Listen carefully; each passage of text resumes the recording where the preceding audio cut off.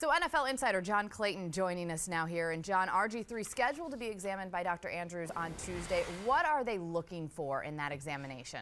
Well, unfortunately, I think what they're looking for is what they're not wanting to see, which is a confirmation that there is a tear in the ACL. But there's a lot of complications you have to first go through to see, because it's been torn before. So they have to see what's been torn before and what is now torn again, and then what to do about it. Because of the LCL being hurt 4 weeks ago, the swelling should be down. Because normally if you're going to have an ACL tear, there's so much swelling you can't do immediate surgery. It's not out of the question they can start doing the work tomorrow to try to speed up the recovery process. But I think the fear now is they're going to look into the knee, see that it's torn, and then have to decide if they're going to start operating tomorrow or later in the week, or at whatever point they want to try to do it. This is sad, though, because this is a great player that's now suffered a second ACL. Yeah, you mentioned that other ACL. It was 2009 when he was at Baylor.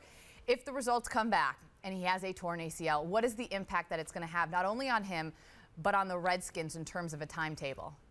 Well, probably 9 months, but of course I think you see that James Andrews was able to do an incredible job with Adrian Peterson to a point where he was able to get back and have a full season and gain over 2,000 yards. You still get the feeling that that knee is not going to be as good as Adrian Peterson's, because Adrian, of course, is just amazing as far as how he was able to come back. But I think the anticipation is that if they can get this surgery as quickly as possible, if it's needed, then they can probably get him back on the field by September or October. Still, when they're $18 million over the cap because of one problem that they had before with the salary cap, and they don't have a first-round pick, it's going to be hard for this team to get off to a good start next year without RG3, or then waiting for RG3. And I think everyone would agree Adrian Peterson sort of set an unfair standard there when you talk about comebacks and the timetable from ACL injuries.